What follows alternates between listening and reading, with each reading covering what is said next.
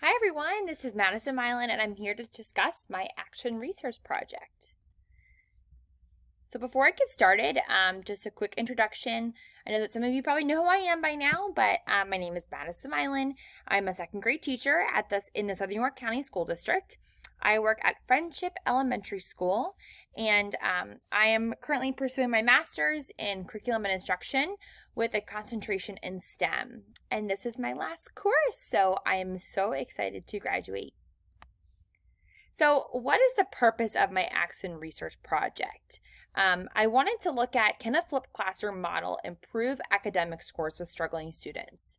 And can it provide more time for practice of skills? The problem I was facing was that each day I'm noticing that I don't have enough time in the day, and I want to find more time to provide my struggling students with more interventions that they need, especially during this hybrid model. I only see my students twice a week, so I want to take advantage of the time that I have with them to the maximum capacity. So I wanted to see if a flipped classroom model could provide some more time in my classroom, and also maybe in turn have a way to improve their scores. And why, like I just said, is that 2 days a week is really hard, and it's making me take advantage of my time more so than ever. And I'm really looking at what's the most purposeful thing. What do these kids really, really need? So just a little background first. A flipped classroom model is an instructional strategy in which students learn at home. And they can learn at home through videos or readings for homework. And then they come to school and then we practice the skills that they have learned. So we continue learning a little bit more about those skills. So my research question was, how does the flipped classroom model impact low achieving students' learning in a mathematics classroom? So a little background information I did for my literature review. For my first article that I read by Kelly and Denson, the main idea from that article was that the importance of teachers trying the method of flipped classroom before being reluctant to try the method. It was found that many teachers are nervous about trying flipped classroom, and it has them have a negative attitude towards it.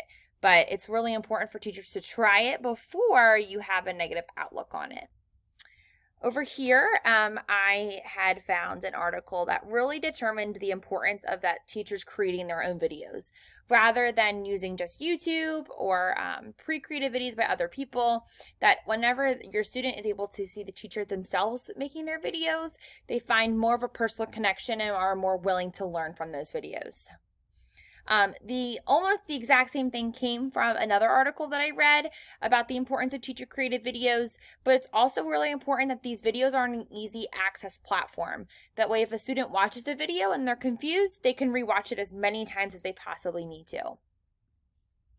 Another article I read was that it was found that flipped classroom was just as effective as a traditional learning model, but not any more effective on the majority of students, which is basically kind of what I am researching, which is what I researched in my action research project.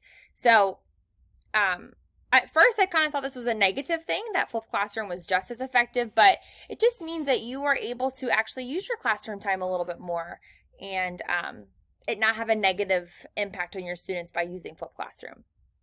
And the last article that I used for my literature review, the main idea that I came from it was make sure that you're determining the willingness of your students to participate. You want to make sure they have a positive attitude towards using a flipped classroom model and learning at home in order to get the best results possible.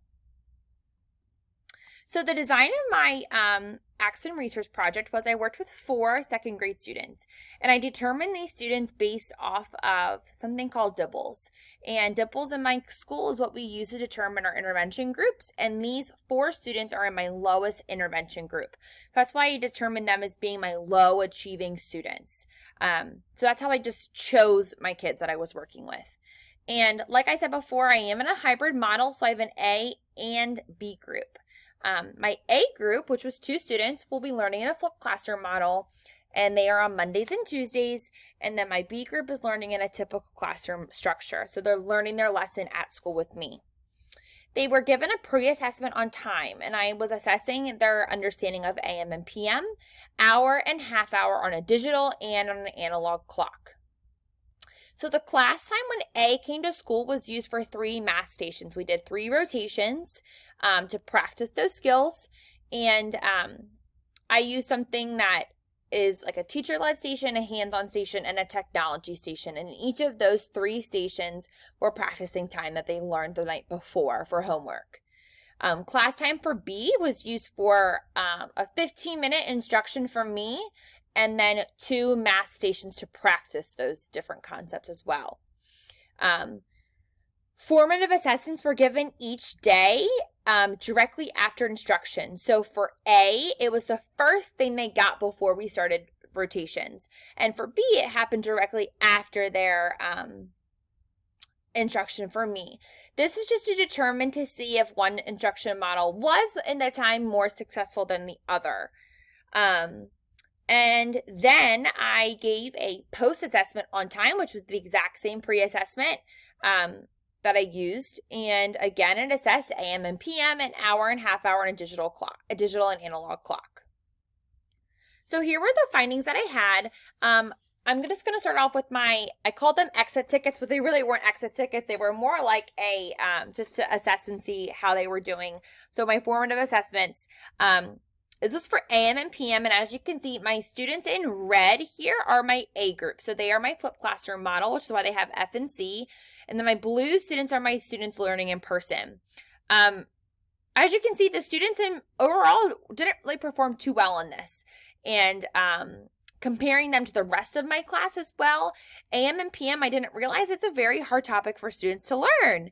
And they had a really hard time understanding this concept. And this is something that's completely new to them. They are not exposed to this in first grade, so I can understand why it could be a little bit more tricky. And, they can't just compare it to daylight or nighttime. It's because of our midnight time and such things like that. So this was a very hard concept for them. As you can see, though, my B group did perform a little slightly better than my A group did on their test. And I will say that this assessment was on for my A group on a Monday. So they were required to do their homework on a Sunday night. And this was something that their parents were aware of when they started, but I think that does kind of alter a little bit their willingness to participate. This was my second X ticket that I did, and this was on digital clocks. And as you can see, all of them were at 100%.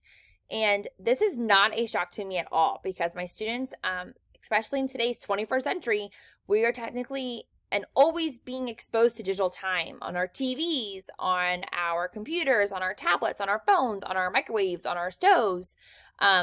So they are very aware of how to tell time using a digital clock. This was telling time to the hour on an analog clock, and they were very similar except for my student. Again, this student here performed slightly higher than the students in my A group. But again, not drastically different as I was almost expecting it to be. And this was analog clock to the half hour.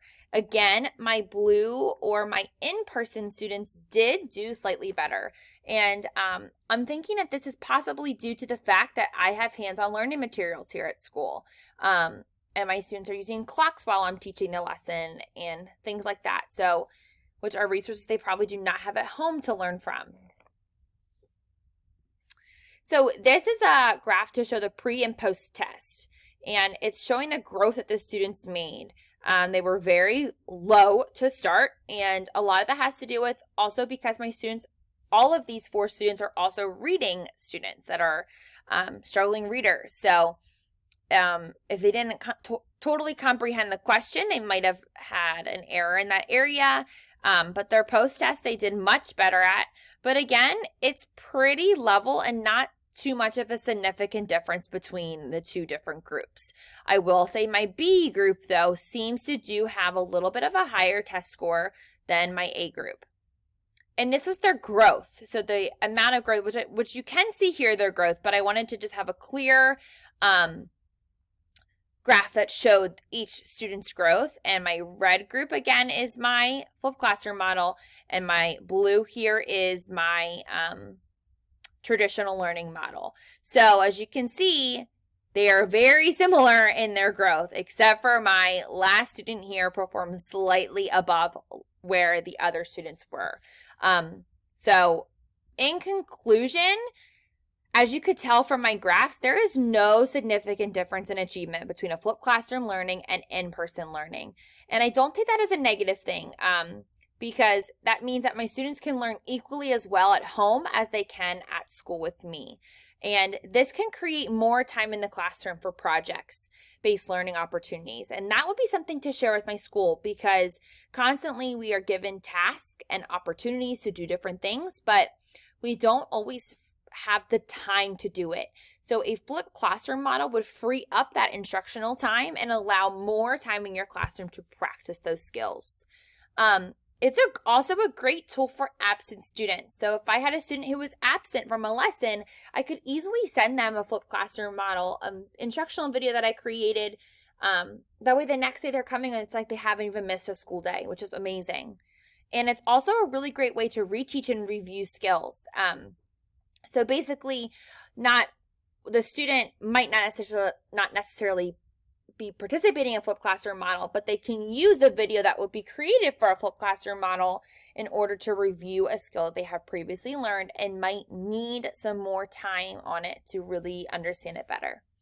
So I hope that you enjoyed my presentation today, and I hope that you learned from this. It was a little disappointing that I didn't see more of a drastic difference between the two different groups, but I also want to take it as a success in order to say that, yes, I use a different instructional strategy. No, it's not going to increase my students' scores, but it will provide the same outcome that I'm looking for. So it will create more time in my classroom by no longer having to teach them a lecture lesson, you could say, and having more just student-led learning opportunities in my classroom. Thank you.